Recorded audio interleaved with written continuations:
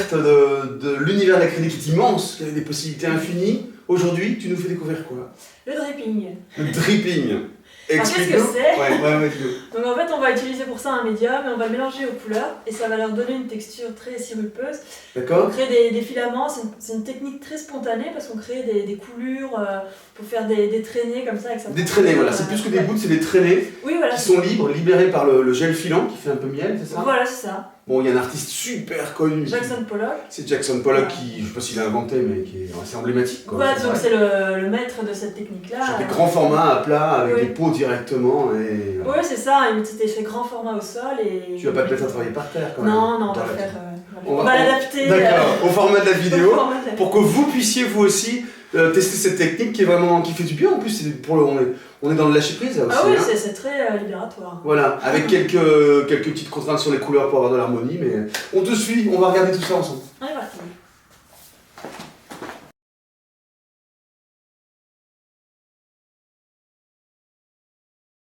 Amandine, on y va, on est parti. Tu commences par quoi? Je vais déjà commencer par faire un fond noir. Et ensuite, je reviendrai avec le médium filant, le gel filant, par-dessus pour faire mon dripping. Comme ça fera un travail de couleur, un travail des nuances chromatiques qui me plaisent assez.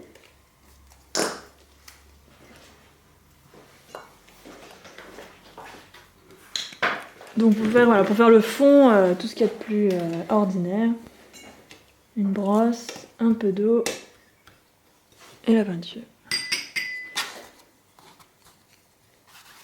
Donc voilà, là c'est pas nécessaire de le faire complètement régulier, justement c'est un travail assez dans l'esprit, assez contemporain, donc... D'accord, ouais, tu préfères ça à une toile déjà noire, que tu veux laisser un peu de... Oui voilà, ça fait comme ça un peu brut je dirais. Okay.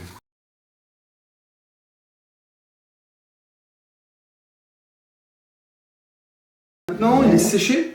Voilà, c'est ça, on a accéléré le séchage avec le sèche-cheveux. Ça marche à l'acrylique, on peut. Hein, oui, bien sûr, il faut juste attention que ça brûle pas le support, faut garder un minimum de distance quand même. Hein. Alors, l'étape suivante. L'étape suivante, et ben là on va passer au mélange médium couleur. Donc pour ça, par exemple, je vais prendre le blanc. Ok. Et donc pour ça, je vais d'abord mettre le médium. Vas-y. On le verse dans une coupelle, un gobelet, un godet. Voilà, ok. Voilà, donc là, j'ai mis le médium donc, dans deux godets, enfin deux coupelles parce que je vais utiliser d'autres couleurs. D'accord. Là, je mets ma couleur. Donc directement dedans. Proportion, on fait à peu près moitié-moitié, quoi. Voilà, c'est ça. Hein. De toute façon, plus on va en mettre, plus la couleur va être intense. Donc je prends, par exemple, un couteau pour mélanger. Ouais. Alors le médium devient transparent en séchant, hein, donc ça ne modifie pas la teinte. Alors soit, en fait, vous pouvez utiliser le médium pur, avec les couleurs, si les couleurs sont déjà liquides. Oui. Si comme ici, elles sont un peu pâteuses, on dirait un peu comme plutôt consistantes. Dans ce cas, vous pouvez rajouter du médium fluidifiant. D'accord. Là, du coup, on arrive à une meilleure, et avec meilleure le gel consistance. filant, on a un effet, regarde ça, ouais. On a un effet... beaucoup plus onctueux, hein, beaucoup plus... ouais. Donc on peut y aller.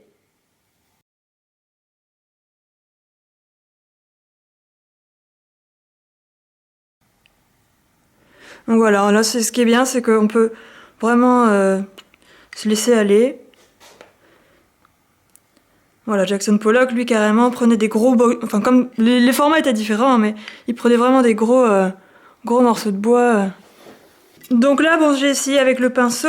On peut aussi, le mieux, c'est travailler avec un couteau ou un objet comme un calame aussi, par exemple, avec un objet qui est lisse, parce qu'au moins la peinture n'accroche pas. Moins, on peut faire les deux, mais effectivement, avec le couteau, tu peux directement... Voilà, c'est ça. Je vais rajouter un peu de couleur. Je mets un peu de fluidifiant. Ouais.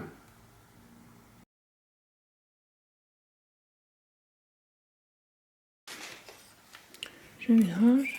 Oui. Donc là, on dit hein, que la couleur, elle reprend sa teinte naturelle après séchage. Voilà, c'est ça. Voilà. Ouais, c'est mieux là. Ça va bien. Alors, on enchaîne avec des couleurs. Voilà, et là, on peut continuer. Alors, il faut protéger le bord. Hein. Par contre, voilà, il faut protéger son espace de travail et éviter de peindre dans le salon à côté du canapé. Hein. Et avec des fringues, voilà, un tableau, un tablier, c'est pas mal aussi. Voilà, ouais. Donc on peut y aller, par exemple, aussi. Voilà, il y a toutes sortes d'effets possibles. Hein. Désolé Fred pour, pour ta table.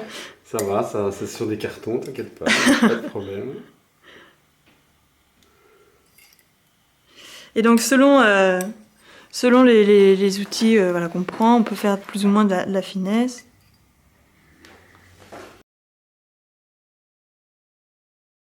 J'ai une troisième couleur, donc là, rebelote. Un peu de chaleur, c'est ça? Un petit peu de chaleur, voilà, un tout petit Couleur peu. chaude. Pas besoin d'en mettre beaucoup.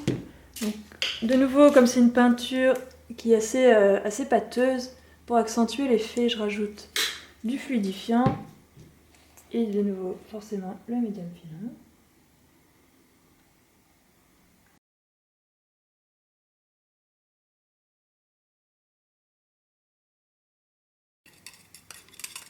Bien mélanger, hein, parce que si jamais la pâte n'est pas homogène, ça veut dire que la couleur ne sera pas régulière non plus. Hein.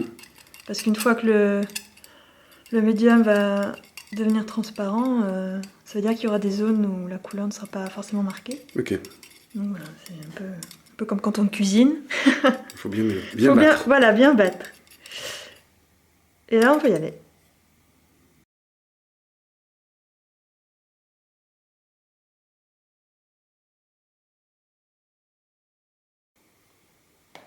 Ok. Voilà.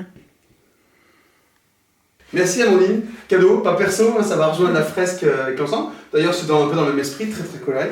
Le dripping, c'est quand même un outil sympa, je trouve. Hein. Oui, c'est ça, c'est assez agréable à faire.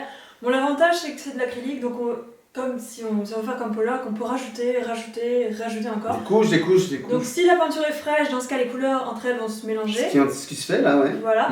Et sinon, on attend que ça sèche, donc et le lendemain et le surlendemain, on peut revenir et rajouter d'autres couleurs, rajouter encore. Ce qui fait que le tableau se charge, et c'est ça qui crée des effets intéressants. Super, merci beaucoup. On continue de découvrir cet univers immense qu'est le monde de l'acrylique, de la peinture acrylique et tous les médiums qui vont avec. Allez-y, lâchez-vous, ça fait du bien, ça fait des belles choses sur des plus grands formats avec cette technique-là.